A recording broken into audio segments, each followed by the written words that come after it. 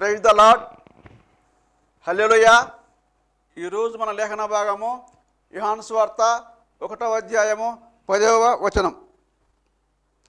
ఆయన లోకములో ఉండెను, లోకము ఆయన మూలముగా కలిగెను, కానీ లోకము ఆయనను తెలుసుకొనలేదు. ఆమేన్. దేవునికి స్తోత్రం. హల్లెలూయా. మన ప్రభువును రక్షకుడైనటువంటి యేసుక్రీస్తు నామములో ఆత్మీయ బంధువులైన మీ అందరికీ ప్రత్యేకమైన వందనాలు తెలియజేస్తున్నాను. ప్రభు మిమ్మల్ని దీవించును గాక. May God bless you. యేసుక్రీస్తు నామములో శుభములు మీకు పలుకుతున్నాం. గత దినాల్లో దేవుడు మిమ్మల్ని ఆశ్చర్యకరంగా నడిపించాడు, ఇక ముందు కూడా నడిపిస్తాడు. మన మరణం వరకే కాదు, మనల్ని నిత్యత్వం వరకు నడిపించడానికి సమర్థుడైనటువంటి మన ప్రభు. యెహోవాను దేవుడుగా కలిగిన జనులు, యేసుక్రీస్తును దేవుడుగా కలిగిన జనులు ధన్యులు. ఇశ్రాయేలు, నీ భాగ్యం ఎంత గొప్పది, మన భాగ్యం ఎంత గొప్పది. కారణం ఏంటి ఆ భాగ్యం అంటే, నిన్ను యెహోవా విమోచించిన నిన్ను పోలిన వాడెవరు? దేవుడు విమోచించబడిన వారు, దేవుణ్ణి చేత ఎవరైతే విమోచించబడడం అంటే ఏంటంటే, గత వారంలో నేను ఒక చోట వాక్య పరిచయం చెప్తున్నప్పుడు యెహోవా విమోచించిన వారు అనే మాటకి those who ransomed by the lord, ransomed, redeemed కాదు, రిడీమ్డే. ర్యాన్సమ్డ్ అంటే విమోచించబడిన వారు అన్న చోట విమోచన క్రయధనము చెల్లించబడిన వారు. విమోచన క్రయధనం చెల్లించింది దేవుడు. He paid the cost. He paid the cost. He paid his blood. He shed his blood. అది కాస్ట్. వెండి బంగారములు కాదు, క్షయమైన వస్తువుల చేత కాదు, అక్షయమైనటువంటి అనగా నిర్దోషము నిర్మలమైనటువంటి గొర్రెపిల్ల వంటి క్రీస్తు రక్తము చేత. దేవునికి స్తోత్రం. హల్లెలూయా. ఈ సమయంలో మనం యోహాను సువార్త 1వ అధ్యాయం 10వ వచనాన్ని మనం చదువుకుందాం. Gospel according to John 1st chapter verse 10. ఆయన లోకములో ఉండెను, లోకము ఆయన మూలముగా కలిగెను, లోకము ఆయన మూలంగా కలిగెను, కానీ లోకము ఆయనను తెలుసుకొనలేదు. ఆయన తన స్వకీయుల యుద్ధకు వచ్చెను, ఆయన స్వకీయులు ఆయనను అంగీకరింపలేదు. నేను చదువుతున్నా. He entered into the world he created, yet the world was unaware. దేవునికి స్తోత్రం. హల్లెలూయా. Or the world of humanity did not perceive it. నేను మరలా చదువుతున్నా. He entered into the world he created. తాను సృష్టించిన ఈ ప్రపంచంలోకి ఆయన ప్రవేశించాడు. ప్రభువు తాను సృష్టించినటువంటి ప్రపంచంలోకి ప్రవేశించాడు. కానీ ప్రపంచ నివాసులు, ప్రపంచం దీని గురించినటువంటి స్పృహ లేనివారుగా, చైతన్యం లేనివారుగా ఉన్నారు. వాడుక భాషలోంచి కూడా మనం చదివితే యోహాను సువార్త 1వ అధ్యాయము 10వ వచనం. ఆయన ప్రపంచంలోకి వచ్చాడు, ఆయన ద్వారా ప్రపంచం సృష్టింపబడిన ప్రపంచం ఆయన్ని గుర్తించలేదు.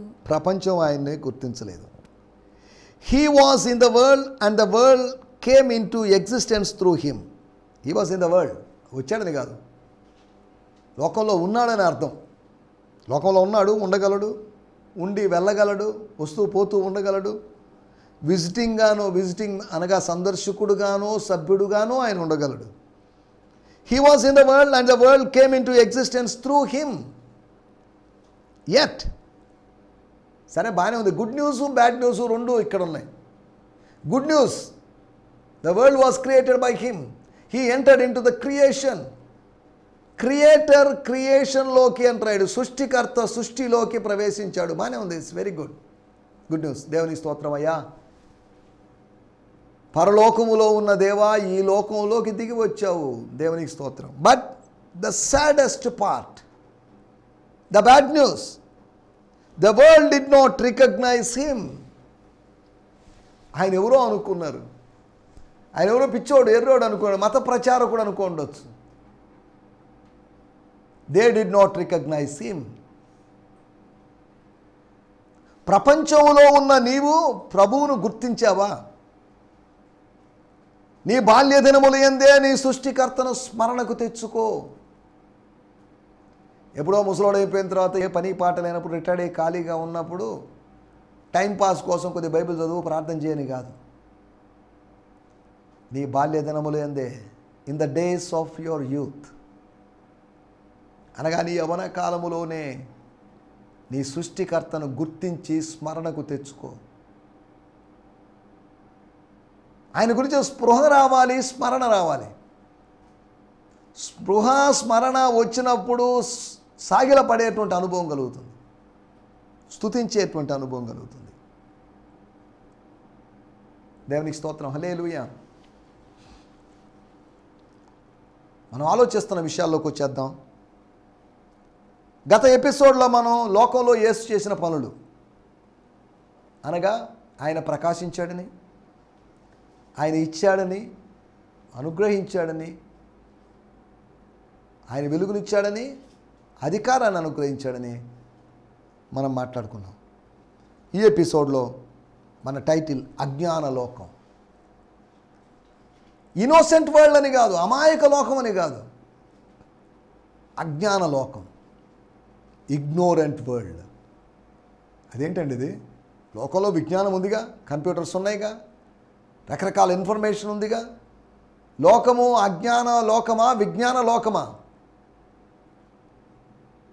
ఈ లోకాన్ని చాలామంది అజ్ఞాన లోకం అంటే ఒప్పుకోరు. ఇది విజ్ఞాన లోకం అండి, మోర్ నాలెడ్జ్, మోర్ విజ్డమ్ ఉంది ఇక్కడ అని అంటున్నారు. కానీ వాక్యానుసారంగా మనం ఆలోచిస్తే ఇది అజ్ఞాన లోకమే. ఇదేంటిది? అజ్ఞాన లోకం ఏంటి? అయ్యో మేము ఏకీభవించలేము. మీరు ఏకీభవించినా ఏకీభవించకపోయినా కొన్ని వాస్తవాలు మీకు తెలియజేయాలి. కారణం ఏంటంటే,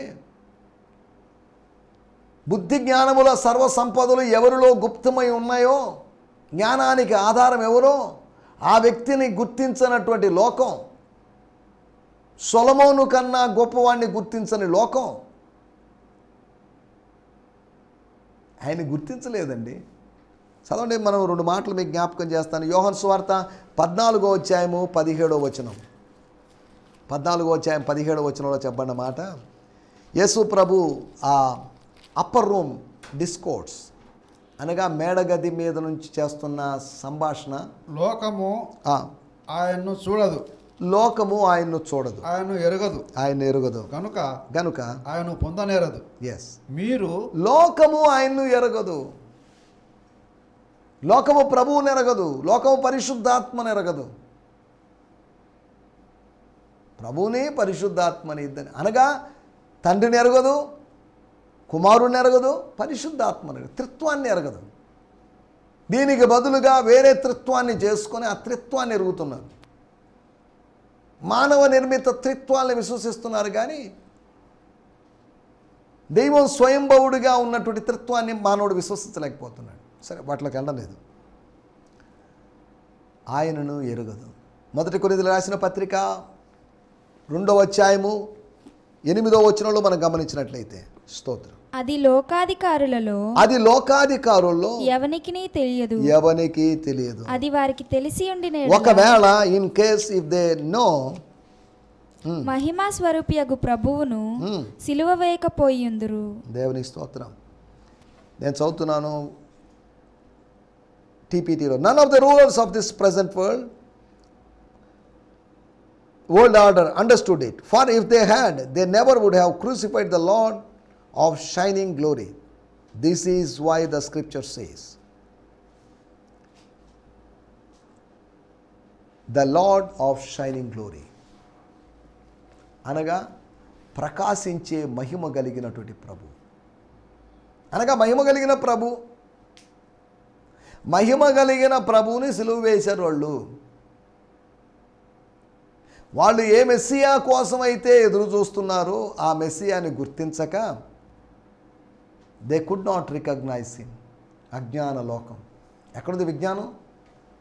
ఇక్కడంతా అజ్ఞానం తప్ప, అజ్ఞాన అంధకారం తప్ప విజ్ఞానానికి సంబంధించిన వెలుగులు కనిపించడం లేదు. అంధకారం అలుముకొని ఉంది.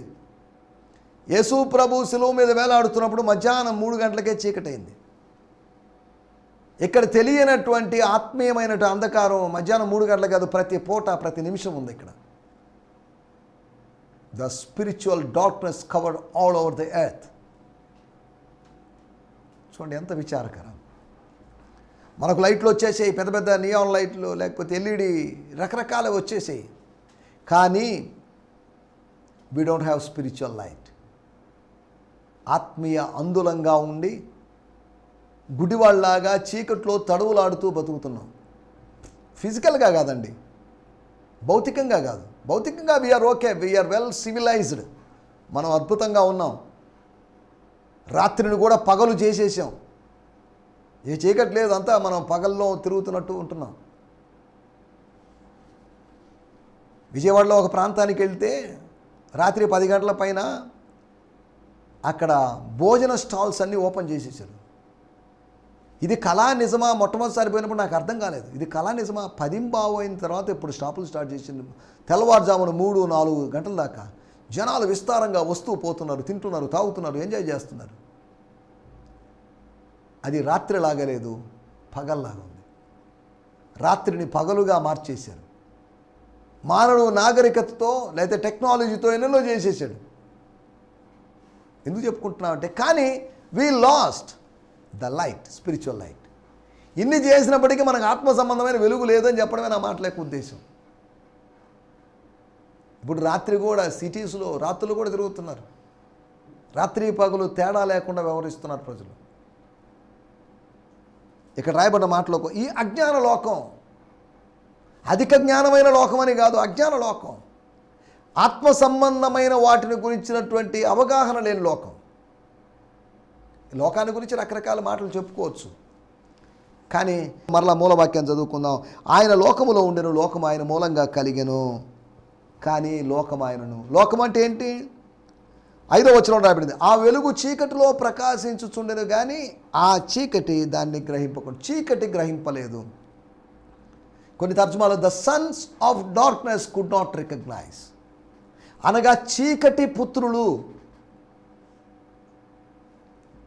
గుర్తించలేదు, చీకటి పుత్రులు గ్రహించలేదు. లోకం అంటే చీకటి పుత్రుల సమూహం. The Sons, the world is nothing but the group of Sons of darkness. ఏం లేదు ఈ లోకం అంటే. ఏమండి యోహాను గారు లోకాన్ని గురించి ఒక నిర్వచనం చెప్తారా అంటే, ఏం లేదు సార్, లోకం అంటే ఏం లేదు, నథింగ్.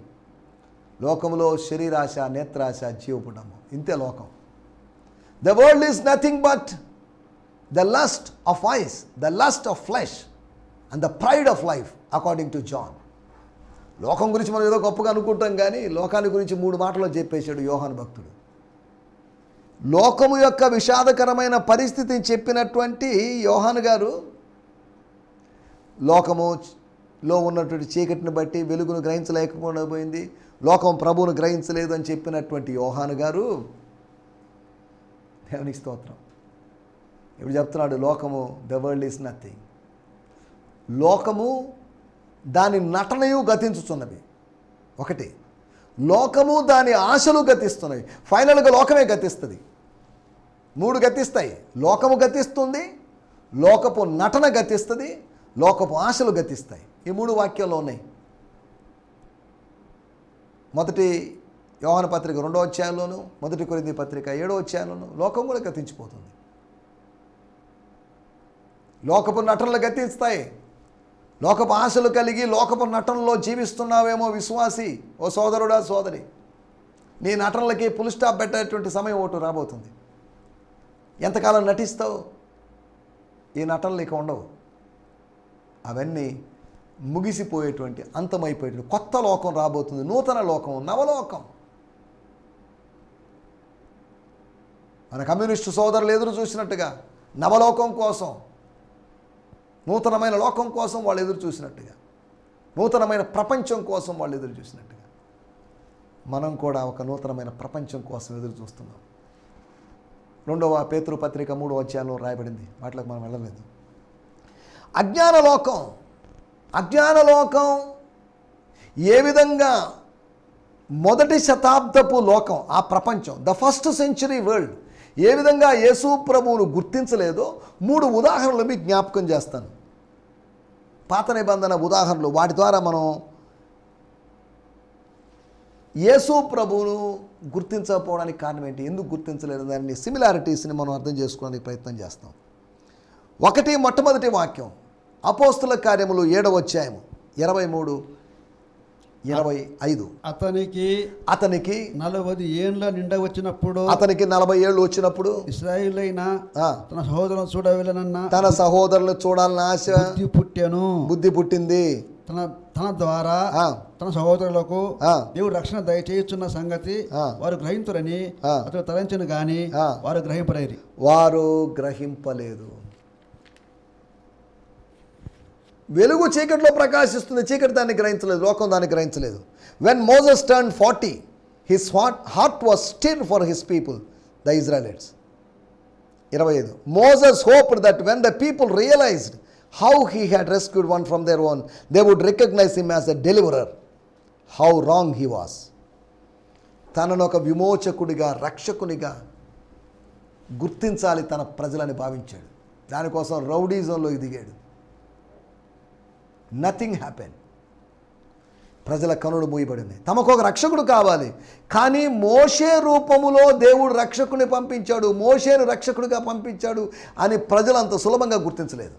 మోషే ఏంటండి, నత్తోడు ఏంటి మాకు రక్షకుడు? ఫరో చేతిలోంచి విడిపించాలంటే మాకు కావాల్సింది ఫరో కన్నా శక్తియుక్తులు కలిగిన వ్యక్తి కావాలి, కానీ ఫరోతో కూడా ఏమాత్రం పోలిక లేని వ్యక్తి ఏ విధంగా పాలకుడు అవుతాడు? It's not possible.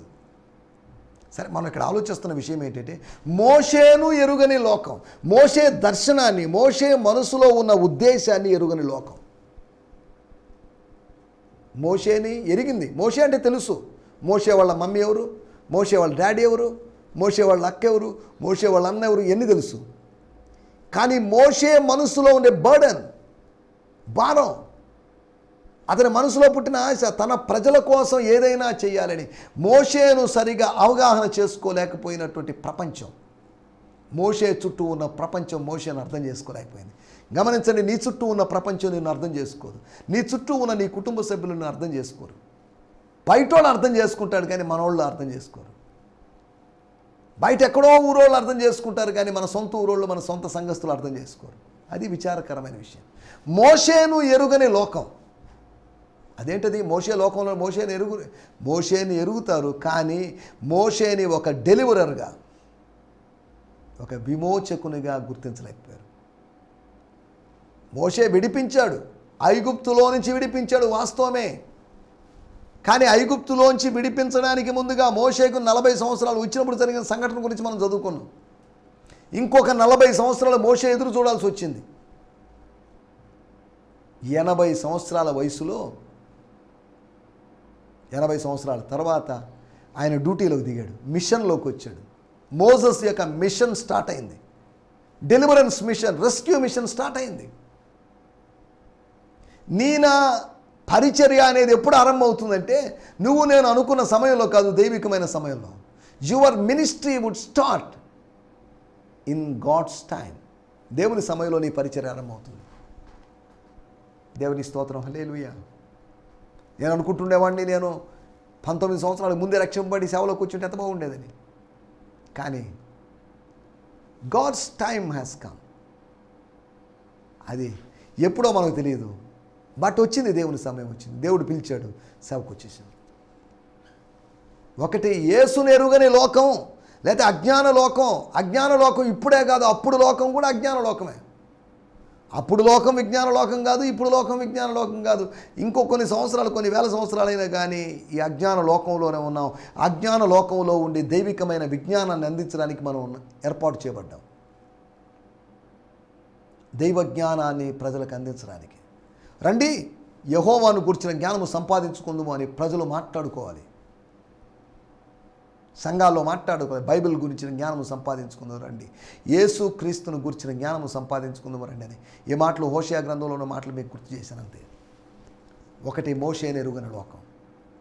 ఈ మాట చెప్పినప్పుడు నిర్గమకాండంలో రాయబడిన మాట 1వ అధ్యాయంలో, యోసేపును ఎరుగనే ఒక రాజు. అదేంటది? 7 సంవత్సరాల కరువు వస్తే దేశాన్ని కాపాడినటువంటి రక్షకుడు, తమ మాజీ ప్రధానమంత్రి, one of the farmer prime ministers అయినటువంటి జోసెఫ్ని మర్చిపోవడం ఏంటి? ఇంతే, మనుషులు అంతే, మేలు పొందుతారు, మర్చిపోతారు. ఇప్పటికీ దేశం అలా ఉంది అంటే, ఐగుప్తు దేశం ఉంది అంటే కారణం జోసెఫ్. జోసెఫ్ను బట్టి నిలబడింది, జోసెఫ్ను బట్టి దేశం. అనగా ఈజిప్ట్కి ఇతర దేశాలకన్నిటికీ మంచి సంబంధాలు ఏర్పడాయి. ఇంటర్నేషనల్ రిలేషన్స్ ఇంక్రీజ్ అయినాయి. అంతర్జాతీయ సంబంధాలు పెరగడానికి, దేశం అభివృద్ధి చెందడానికి, ఐగుప్తు అనేటువంటి పేరు అన్ని చోట్ల తెలియడానికి దేవుడు జోసెఫ్ లేకపోతే యోసేపు అనే వ్యక్తిని ఏర్పాటు చేసుకుంటే, ఐగుప్తీయులు ఆయన్ని మర్చిపోయారట, లేకపోతే ఇశ్రాయేలు ఆయన మర్చిపోయారు. యోసేపును ఎరుగని ఒక కొత్త రాజు. ఎంత విచారకరం చూడండి. ఒకటి, మోషేను ఎరుగని లోకం.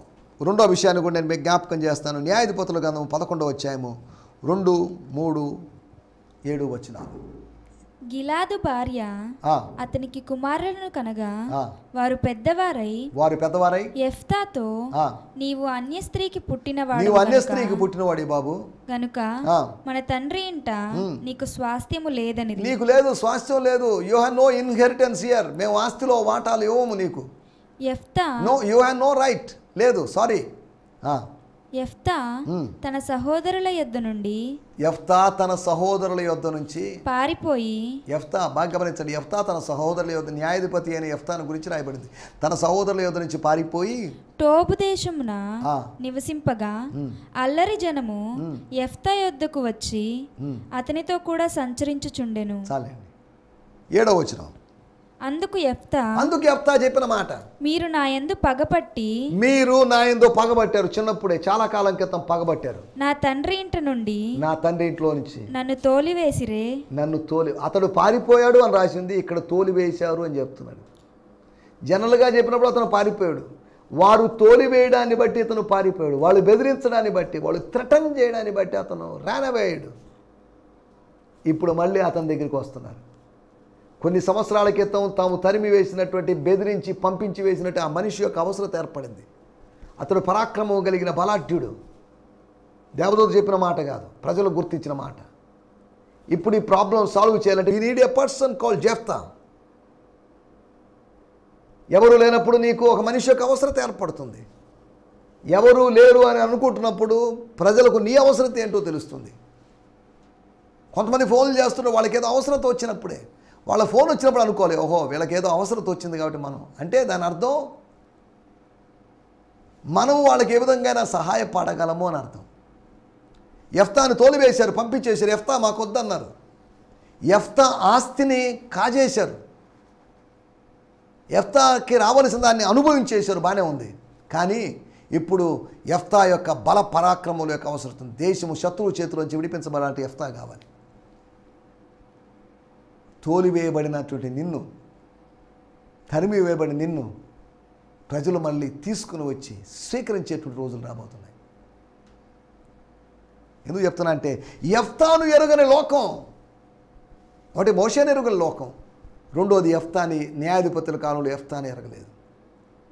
తన వాళ్ళే తాను తీసుకొని వచ్చారు, తిరిగి తీసుకువచ్చారు. సార్ ఏదేదో జరిగిపోయిందండి, గతంలో ఏదో జరిగిపోయింది, పాస్ట్ ఈజ్ పాస్ట్, దాన్ని వదిలేసేయండి. Help us. ఒక జనాంగాన్ని రక్షించాలంటే యెఫ్తా కావాలి, ఒక జనాంగాన్ని రక్షించాలంటే మోషే కావాలి. దేవుని స్తోత్రం. మూడో విషయాన్ని కూడా నేను మీకు జ్ఞాపకం చేస్తాను. మత్తయి సువార్త 11వ అధ్యాయం 14వ వచనం. మత్తయి సువార్త. ఈ సంగతిని అంగీకరించుటకు మీకు మనసుంటే రాబోవు ఏలియా ఇతడే. రాబోవు ఏలియా అని మీరు అనుకుంటున్నారు చూసారా, ఈ యోహాను ఇతడే. మత్తయి సువార్త 17వ అధ్యాయం 12వ వచనం. మత్తయి సువార్త 17వ అధ్యాయం 12వ వచనంలో మనం గమనిస్తే ఇతన్ని గురించి, అనగా యోహాను గురించి యేసు ప్రభు చెప్తున్న మాటలు మనం అర్థం చేసుకోవాలి. అయినను ఏలియా ఇది వరకే వచ్చెను, వారతన్ని ఎరుగక.